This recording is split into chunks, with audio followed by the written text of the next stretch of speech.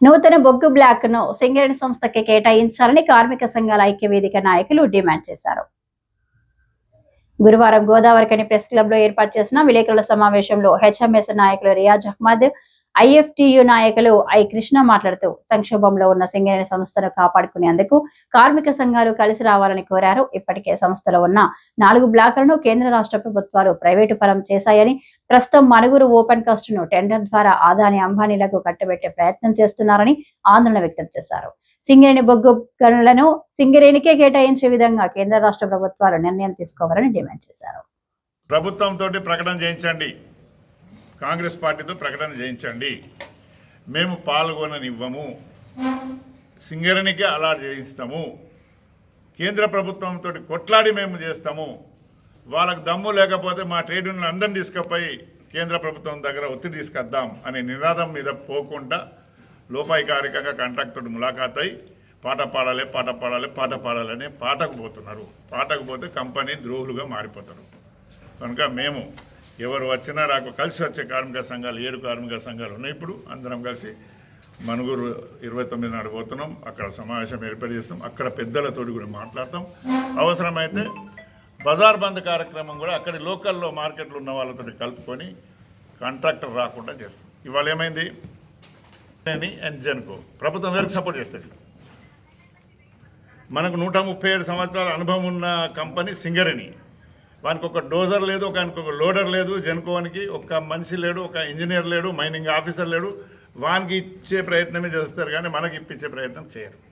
మనకున్న భారతదేశంలో కాదు ప్రపంచంలోనే అత్యధిక ఎక్స్పీరియన్స్ ఉన్న కంపెనీ కోల్ ఇండస్ట్రీలో కోల్ ఇండియా, తర్వాత సింగరేణి.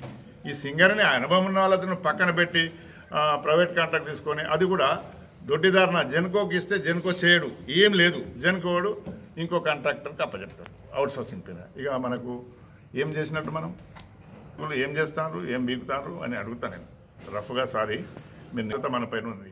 సింగరేణి ఉంటేనే మనం ఉంటాం.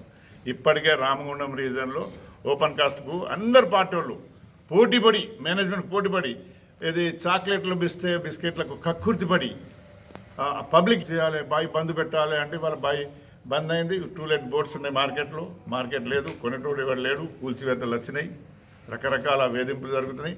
ఏ పొలిటికల్ నాయకుడు కూడా మాకు కొత్త బావిలు కావాలని అంటలేడు, కొత్త మైన్స్ తీసుకొస్తాం అంటలేడు. కొత్త మాళ్ళు కడతాడట. మాళ్ళు కడితే ఎవడు కొంటాడు? మాళ్ళలో పోయి కొనే కెపాసిటీ వాళ్ళు ఎవరున్నారు? కాంట్రాక్ట్లు ఎవరికి ఉంటుందా? కనుక సింగరేణి సంస్థలు 25,000 మంది రామగుండంలో ఉన్నప్పుడు కలకాలు ఆడింది. మార్కెట్ అంతా కిరాకిండ్లు దొరకలే. ఇవాళ అతిపెద్ద కంపెనీ సింగరేణి, మంచి రెవెన్యూ ఇచ్చే కంపెనీ, మంచి ఉద్యోగాలు ఇచ్చే కంపెనీ, నిరుద్యోగులకు ఉద్యోగాలు ఇచ్చే కంపెనీ, రెవెన్యూ ఇచ్చే కంపెనీ. ఒక కార్మికుడు దాదాపు కనీసం లేదన్నా 6 నుండి 8 టన్నుల బొగ్గు తీస్తాడు. ఓపెన్ కాస్ట్ 25 టన్నులు ఇస్తాడు. అన్ని కలుపుకొని ఇప్పుడు 6 టన్నుల బొగ్గు ఒక కార్మికుడు ఇస్తాడు. ఒక కార్మికుడు 6 టన్నుల బొగ్గు తీస్తే 6 టన్నుల బొగ్గు అమ్మితే 5,000 టన్నులు అమ్మితే 5,500 25,000 రూపాయలు రోజుకు, ఒక్క రోజుకు ఒక వర్కర్ సంపాదించి పెడతాను. జీతం 50,000 ఇస్తాడు. లక్ష పని మనకు ఎంత రోజుకు 5,000, రోజుకు 5,000 జీతం. మిగతా 25,000 లాభమే కదా. దాంట్లో 40% 50% పంచుకుంటాను కదా వాటలు. సింగరేణి దగ్గర డబ్బులు ఉన్నాయి కదా. నష్టం ఎట్లా జరుగుతుంది? నష్టం నష్టం నష్టం పేరు మీద గోబేస్ ప్రచారం చేసి మైండ్ అంతా ఖరాబ్ చేసి సింగరేణి నమ్మడానికి వాళ్ళు ప్రయత్నం చేస్తున్నారు. సింగరేణి కాపాడడానికి మా సంఘాలు ప్రయత్నం చేస్తున్నాం. వాళ్ళకి ఇస్తున్నాం. సిఎస్ఆర్ నిధుల పేరున అనేక ప్రాంతాలకు ఖర్చు పెడుతున్నాం.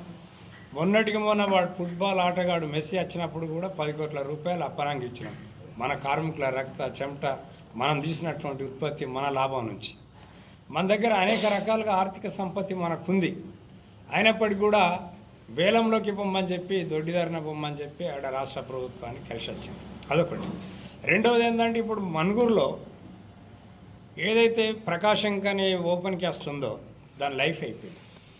ఇప్పుడు ఆ ఓసీ 2ది ఎక్స్టెన్షన్ డిప్ సైడ్ ఏదైతే ఉందో దాన్ని వాళ్ళ వేలంకి ఇస్తున్నారు. అసలు ఇప్పటివరకు ఎక్స్టెన్షన్లో మన బావులు ఏది కానీ మన కంపెనీ నిర్వహించుకునేది మన కార్మికులు మనకున్నటువంటి నైపుణ్యం ప్రకారంగా పోయేది. కానీ ఇప్పుడు ఈసారి ఈ ఎక్స్టెన్షన్ కూడా మనం వేలంలో కలిసేటువంటి పరిస్థితి ఏర్పడ్డది. దీన్ని ఇందాక అన్న చెప్పినట్టుగా జెన్కో వాళ్ళ ద్వారా అటు ఆదానికి కట్టబెట్టేటువంటి ఒక కుట్ర తప్ప మరొకటి కాదు. మరేమంటున్నాయి జాతీయ సంఘాల కంటే ఈ ప్రాతినిధ్య గుర్తింపు సంఘాలు, మేము ఆ ఓసీ టు డీప్ సైడ్ వేలాన్ని వ్యతిరేకిస్తున్నామని చెప్తున్నారు. అనేమో రాష్ట్ర ప్రభుత్వానికి అండర్టేకింగ్ ఇచ్చి మీరు పాల్గొనాలని చెప్తారు ఒకవైపున, మళ్ళీ ఇక్కడికి వచ్చేమో వేలాన్ని వ్యతిరేకిస్తున్నట్టు ప్రకటన చేస్తారు. ఏంటిది ద్వంద్వ వైఖరి? స్పష్టమైనటువంటి వైఖరి లేదు ఎవరిని కన్ఫ్యూజ్ చేయడానికి. ఒకవైపు రాష్ట్ర ప్రభుత్వాన్ని వేలంలో పాల్గొనమంటావు, ఈ ఓసీ 2కి వచ్చి మనుగురికి వచ్చేసరికి ఏమో నువ్వు దీన్ని మేము వ్యతిరేకిస్తున్నాం అంటున్నావు. కనుక ఇది సరైనటువంటి విధానం కాదు. మా సింగరేణి కార్మిక సంఘాల ఐక్య వేదిక స్పష్టమైనటువంటి మొదటి నుంచి కూడా ఇదే వైఖరి అవలంబిస్తుంది. మిగతా జాతీయ సంఘాలను, గుర్తింపు ప్రాతినిధ్య సంఘాలను కూడా కలిసి రావాలని అనేక ప్రయత్నాలు చేసినాం. మీ ద్వారా కూడా మేము అనేక సార్లు ఇక్కడ చెప్పినాం. కానీ వాళ్ళు ఎవరు కూడా కలిసి రాలేదు. చివరికి మేమే కార్యక్రమం తీసుకున్నాం. జనవరిలో ఏదైతే మేము గోలేట్ నుంచి సత్తుపల్లి వరకు సింగరేణి యాత్ర ఒకటి పోర్ గర్జన అనేటువంటిది పెట్టాలనుకున్నాం. దీనికంటే ముందు హైదరాబాద్లో ఉన్నటువంటి మేధావులతో రౌండ్ టేబుల్ సమావేశం 28కి పెట్టాలనుకున్నాం. మాకు సోమాజిగూడ ప్రెస్ క్లబ్ అవైలబుల్ లేదు, దొరకలేదు. దాన్ని మరొక డేట్కి వాయిదా వేసుకున్నాం. 29 నాడు మేము చలో మనుగురు పిలుపునిచ్చినాం. ఎందుకంటే మనుగురు బ్రతికుండాలి కనుక అక్కడ కార్మికులు ఇంతకుముందు నుంచే ఆందోళన చేస్తున్నారు. వాళ్ళకు మద్దతుగా, వాళ్ళకు సాంఘీభావంగా 29 నాడు ఐక్య వేదిక కూడా అక్కడికి పోతుంది, కార్మికులను కలుస్తుంది. మీ వెనుక మేము ఉంటున్నాం అనేటువంటి ఒక భరోసా, ఒక హామీ ఇస్తాం. మొత్తం ఈ రాష్ట్రంలో జరిగేటువంటి రాష్ట్ర ప్రభుత్వం కూడా కలిసి రావాలి, ఆలోచన చేయాలి. ఏదైతే పీకేఓసీలో ఉన్నటువంటి వేలాన్ని కూడా రాష్ట్ర ప్రభుత్వం తీసుకోవాలి, రద్దు చేయాలి, దానికి బడ్జెట్ సపోర్ట్ చేయాలి. మన సింగరేణి నడిపేటట్టుగా రాష్ట్ర ప్రభుత్వం ఆలోచించాలని, ప్రయత్నం చేయాలని చెప్పి అన్ని కార్మిక సంఘాల సహకారం తీసుకొని కేంద్రం మీద ఫైట్ చేయాలి, ఒత్తిడి తేవాలని చెప్పి సింగరేణి కార్మిక సంఘాల ఐక్యవేదిక రాష్ట్ర ప్రభుత్వానికి విజ్ఞప్తి చేస్తుంది. కార్మికులందరూ కూడా ఈ మనుగురును రక్షించుకోవాలి. మనం రేపు మనుగురే కాదు, రేపు రామగుండం ఉండదు, గోలెట్ ఉండదు, శ్రీరాంపూర్ ఉండదు. ఇంకొక 10-20 ఏళ్ళ తర్వాత బొగ్గు నిల్వలు అన్నీ కూడా ఇవాళ తగ్గుతున్నటువంటి పరిస్థితి ఉన్నాయని వేలంలోకి పోతున్నాయి. కనుక మనం దీన్ని రక్షించుకోవాలి. కొత్త బావులు, బ్లాకులు రావాలంటే మీరందరూ నిలబడాలి.